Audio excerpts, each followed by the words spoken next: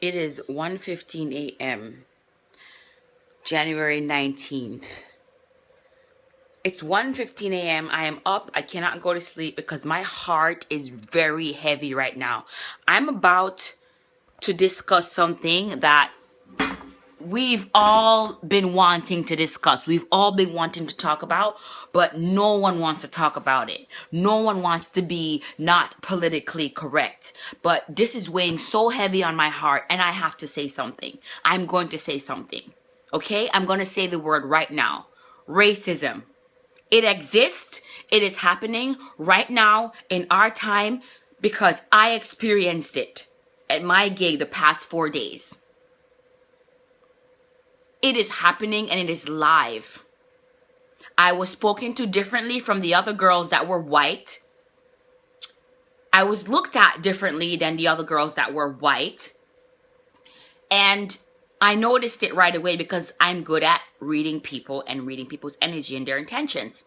So I went over and I told them, I said, am I making you uncomfortable? Today, the last day, I said, this is the last day, and I've given you a chance the entire show to find out if I'm misreading or is it the fact.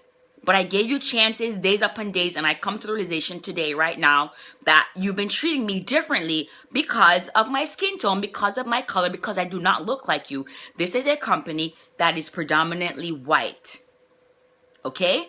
And the first day when it happened, I pulled the lady who was running the booth aside. I said, listen, I will not be looked at differently. I will not be spoken to differently. Because I'm going to tell you one acronym right now, ADP, and I will report you and everyone else in here who's making me feel uncomfortable and treating me indifferently because of my color and because of who I am. And sometimes a lot of white women get very uncomfortable because you are a woman of color and you are more attractive than they are. And they give you that look like, how dare you be more attractive than me? It is real. I am not lying. It is not in my head. I am not making it up. Okay? And I'm about to get on both cultures right now. Black people, Black Americans, listen to me. Stop carrying yourself in a negative manner and expecting people to look at you respectfully if you're not respecting yourself and your own culture and your neighborhood and your women. Okay? You have to do what is right in order to expect what is right. Then when they don't treat you right, then you have all right to rise up, stand and be mad. Pull your pants up, respect yourself, carry yourself well, speak properly, okay? For one. Two, white people, stop lying.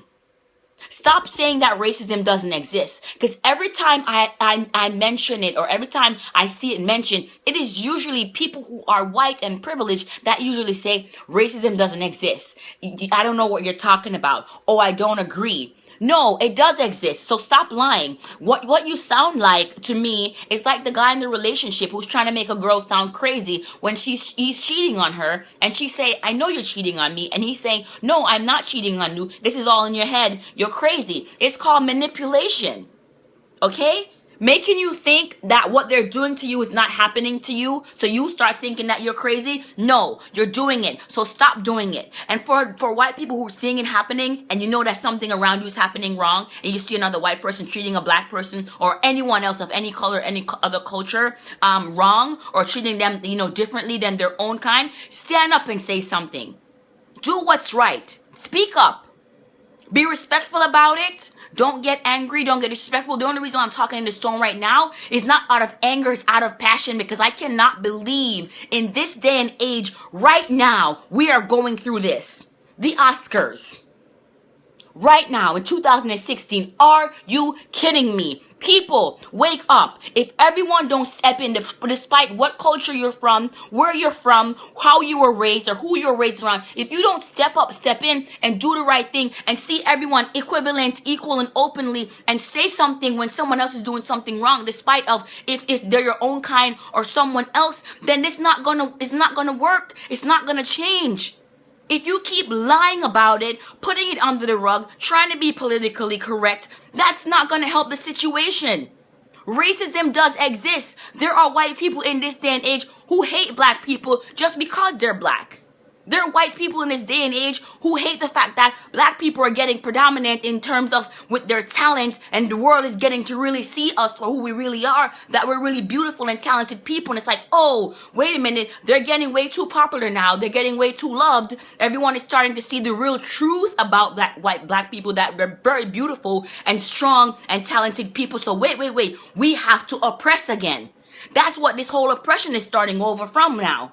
Back then, they didn't know any better because they think, okay, we look different, they look different, we're going to take advantage, right? And they put us into slavery. Okay, you're forgiven for that. But right now, when it's happening right now, I am not forgiving you. You're not being pardoned. You need to do better and do the right thing. Everyone, it doesn't matter what culture you're from or who you are, black people too, stop being racist towards whites. Stop saying negative things to them when they're in your neighborhood. If that person didn't do anything directly to harm or hurt you, hurt your feelings, your intentions, or your beauty within yourself and make you feel belittled, don't belittle them. Okay? Because there are white people out there that are also very ashamed. They're very ashamed of the things that other whites are doing. Because I saw it happen in Boston. A white security woman put out a white girl because she was disrespectful and she said something mean to a black person, and she put her out the club. And I went outside and I spoke to her. I said, what happened? And she said, I don't like that. I'm not okay with that. There are white people out there who genuinely love everyone, are open. But guess what? If you don't speak up as the person who have, the white skin and your privilege, you don't speak up and say, you know what? I know that we as a people are doing something wrong. And speak up in every situation that you see that is wrong. And also speak up publicly about it. Stop brushing it under the rug. Stop lying and saying that it's not happening because you love the privileges that you get. It is not going to work out. It's not going to get better. No one is going to get help. We're not going to go anywhere until we A, accept that it is happening, B, believe that we can make a change, and C, the most important one, is starting the change. A, B, C, accept it, believe in the change, and C, making the change by a word, a spoken word, a gesture, an action. But it comes from within your heart. Because if your heart don't like anyone else but your own kind, you cannot love people.